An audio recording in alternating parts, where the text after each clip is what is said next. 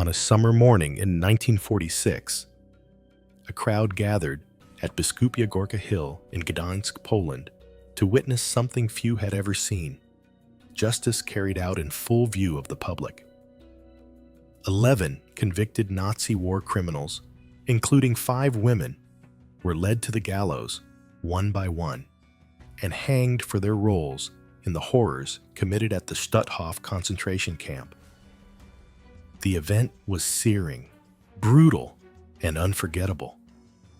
Among those executed were female SS guards, young women who had crossed an irreversible line from ordinary citizens to instruments of unimaginable cruelty.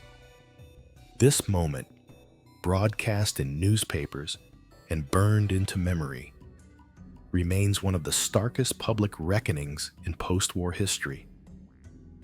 Today, it stands not only as a judgment on individual evil, but as a haunting reflection on what happens when power, ideology, and human apathy collide. This is a story drenched in blood, justice, and the silence of too many.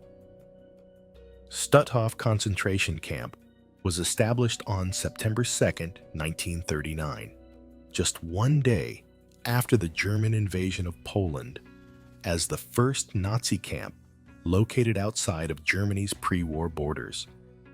Situated near the city of Danzig, now Gdańsk, it began as a detention center for Polish intelligentsia and resistance members. Over time, it transformed into a full-fledged concentration and extermination camp, embodying the dark machinery of Nazi terror. By the end of the war, Stutthof had imprisoned over 110,000 people from 28 countries. Nearly 65,000 perished there, victims of forced labor and mass murder. Among the dead were approximately 28,000 Jews, along with political prisoners, Soviet POWs, and other groups deemed undesirable by the regime. In 1944, the camp's purpose shifted once again. As the Nazi death toll ambitions grew, Stutthof installed gas chambers and began using mobile gas wagons to exterminate prisoners more efficiently. It became a satellite of the larger final solution, a factory of death that operated until the very last days of the Third Reich. Its name may not be as infamous as Auschwitz or Treblinka, but its legacy is no less horrifying. The horrors of Stutthof were not committed by faceless men alone. By mid-1944, as the Nazi regime faced mounting military losses, women were increasingly recruited into the SS Auxiliary Corps to serve in concentration camps. Stutthof saw an influx of these female guards, known as Aufseherinnen, trained to be ruthless enforcers of order and cruelty. Among them emerged some of the most infamous figures in Holocaust history. Elizabeth Becker, a young woman from Danzig, joined the SS at age 22. Trained at Stutthof, she was assigned to select prisoners, often Jewish women and children, for the gas chambers. Though she initially fled the camp when it was evacuated, she was later captured, tried, and sentenced to death. She was hanged in July 1946.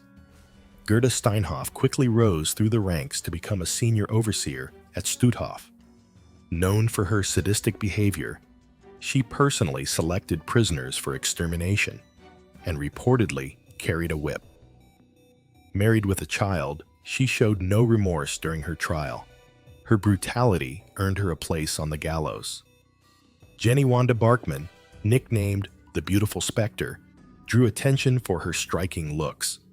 But behind her appearance was unrelenting violence.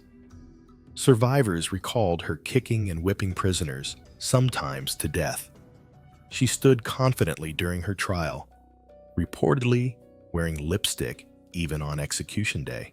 Ewa Paradis was remembered for her chilling punishments, forcing prisoners to stand in freezing water for hours. Her cold discipline left many physically and mentally broken. Like her peers, she was executed for crimes against humanity. Wanda Claff openly confessed during her trial, "I was always beating the prisoners. I enjoyed it." Her testimony stunned the courtroom and sealed her fate on the gallows. These women shattered every conventional notion of feminine gentleness. Ordinary in origin, many were secretaries, factory workers, or housewives before becoming agents of genocide. Their willingness to inflict suffering and their pivotal roles in mass murder make them enduring symbols of how ideology can twist the human soul. After World War II ended, the world began holding Nazi war criminals accountable. One of the first major trials took place in Gdańsk, Poland, from April to May 1946. 30 people who had worked at the Stutthof concentration camp were put on trial, 25 men and 5 women. These weren't top Nazi leaders, but regular people who had taken part in some of the worst crimes of the war. This trial was important because it was one of the first times female guards were charged for their roles in the Holocaust. Survivors came forward to describe what they had lived through: brutal beatings, cruel punishments, and being chosen for death by people they saw every day. Many of these guards showed no regret for what they had done. The evidence against them was strong. Witnesses gave clear details. Some of the guards even admitted to their crimes. The judges had no doubt that these people were responsible for thousands of deaths and acts of cruelty. On July 4th, 1946, 11 of them, including all 5 women, were hanged in a public execution. It sent a powerful message. Being a woman or a lower-ranking worker didn't excuse anyone from justice. Their punishment showed the world that even those who followed orders would be held responsible for crimes against humanity. The executions took place on July 4th, 1946, at Biskupia Górka Hill in Gdańsk. Thousands of people gathered to watch. Some were survivors of the Stutthof camp. Others were local residents who had heard about the trial. The mood was heavy, part justice, part raw emotion. For many, this was the first time they saw those responsible for so much pain face the consequences. 11 wooden gallows stood ready. One by one, the convicted guards and capos were brought forward. The 5 women, Becker, Steinhoff, Barkman, Paradis, and Claff, stood out. Not just because they were women, but because of how young and normal they looked. Some even tried to smile or stand proudly, but the crowd wasn't impressed. As the nooses were tightened and the traps released, silence swept over the hill. People didn't cheer or celebrate. They just watched. It wasn't about revenge. It was about finally seeing justice done. For many in the crowd, it was the first time they felt that the terrible crimes of the war were being answered. Photos from that day still exist. They are disturbing but important.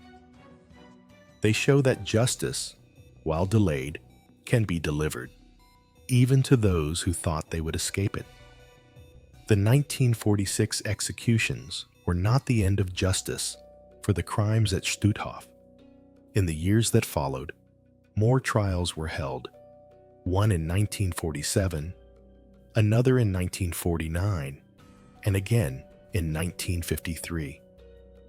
Dozens of former guards, officials, and collaborators were tried and punished. Some received long prison sentences Others were also sentenced to death. Poland was determined to show that these crimes would not be forgotten. But justice didn't stop in the 1950s. Even decades later, investigators continued to track down former Nazis and bring them to court. One of the most talked about recent cases was that of Irmgard Furchner, a former secretary at Stutthof. She was 96 years old when her trial began in 2021 in Germany. Despite her age, she was found guilty of helping to murder over 10,000 people. She was given a 2-year suspended sentence in 2022 and passed away in 2025 at age 99. Her case reminded the world that there is no expiration date on justice. Being a typist or office worker did not excuse someone from helping to run a killing machine. Every role in a death camp mattered, and every person involved had a choice. These late trials served a deeper purpose too. They kept the memory of the victims alive. They reminded the world that what happened at places like Stutthof must never happen again. And they showed that even if it takes 80 years, the world can still stand up and say, this was wrong. The story of the Stutthof guards forces us to ask hard questions. How could ordinary people, many of them young women, become part of such cruelty? These weren't high-ranking Nazi leaders. They were clerks, housewives, factory workers. Yet, they became enforcers of one of history's darkest chapters. Their actions remind us that evil doesn't always wear a monster's face. Sometimes it looks normal, even friendly. But when power is mixed with hate and fear, people can become capable of terrible things. This is why remembering these stories matters. It's not just about history. It's about understanding how these things happen so we can stop them from happening again. Justice isn't only about punishment. It's about truth, learning, and warning future generations.